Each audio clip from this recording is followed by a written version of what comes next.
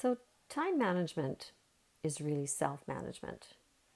Traditional time management strategies that used to work even 5 years ago just don't cut it in today's always connected, do more with less work culture.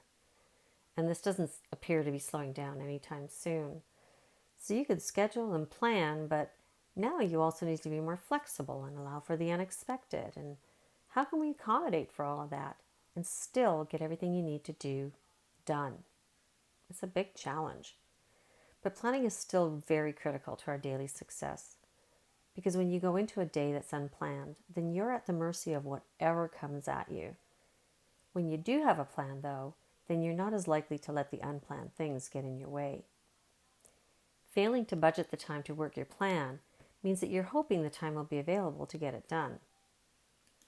But even more important than planning your stuff is planning your stuff according to your natural attention energy levels, or your circadian rhythms.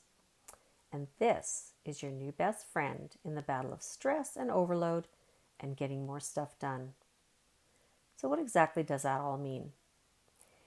So, your attention is a more limited resource than your time. Have you ever got to the end of your day and you've still got lots to do, and maybe you're even motivated to do it, yet you find yourself unable to get traction or get going on any of the work?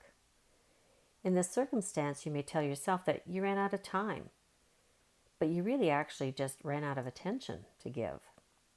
Other days, maybe you've been in back-to-back meetings all day and it's 4 o'clock before you even get any desk time to catch up on emails or some other work. And on these kinds of days, you may feel that you're short on time, not on attention. But I say wrong, because your attention energy is a currency to be spent. And if you give away as much as 80% to meetings and other things, don't be surprised that that final 20% of your attention energy amounts to little more than dealing with a few emails or just feeling overwhelmed. In True Capacity, we learn that every single thing that we do takes up time in our day, but we also consume attention energy throughout the day. If you start to think about time spent in meetings, not just in terms of time spent, but also in terms of attention energy spent, it now becomes clearer that complex and difficult meetings are a massive drain on your personal resources.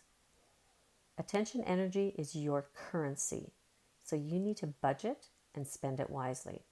So let's take a closer look at how this will work for you in planning your days. So refer to page 30 in your workbook so that you've got some diagrams there that you can follow along with.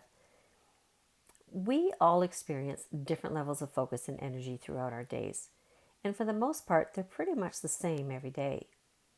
Knowing and understanding your own rhythms will help you be more productive.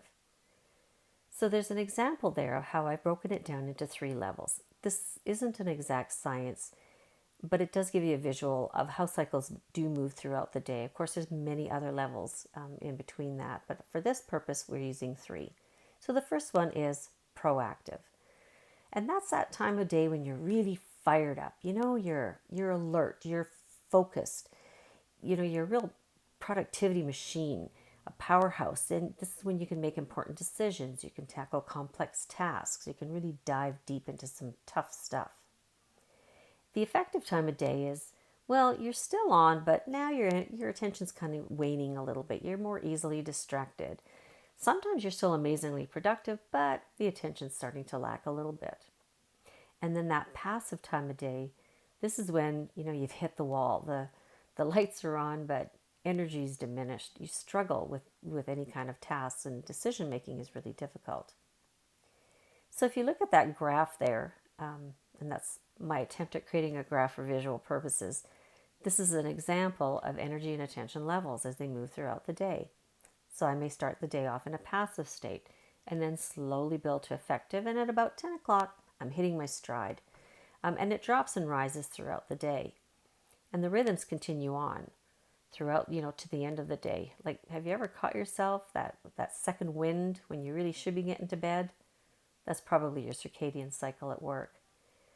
How it works for me is, because I know that my mornings are my highly productive time, I reserve that time as much as possible for working on development and other complex tasks.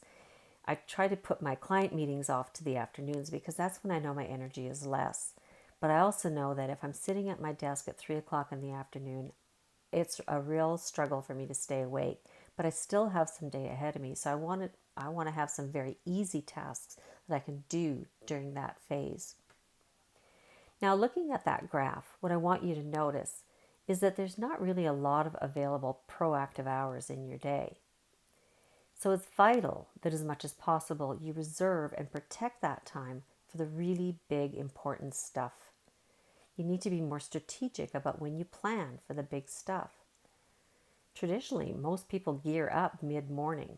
That's the worst time for some meetings because you're getting the best of your people's minds and they're not able to focus on their work. And equally important is knowing what easy stuff you can put off until that passive time of day. So let me ask you this. How would planning around your cycles affect your day? Would you switch when you do certain tasks? Would you take that standard report that you do, that you've been doing traditionally at your peak period and move it to that passive time of day because it doesn't really require a lot of your brain power? Would this be valuable to you? I hope you agree, because the next thing I want you to do are the activities that are on pages 31 and 32 in your workbooks. These are going to help you develop your energy and attention timetable, which will maximize how you work. Now, in your workbooks on page 33, I've also given you some additional planning tips. And I want to invite you to examine the weekly planning process, which is on page 34, as a way of wrapping up your work week, planning for the next week, and also transitioning from work to personal life for whatever your weekend looks like. So that will conclude section 5. See you in section 6, which is Time Bandits, where we'll address interruptions, multitasking, procrastination, perfectionism, yeah, they go hand in hand often, and weak boundaries. See you there.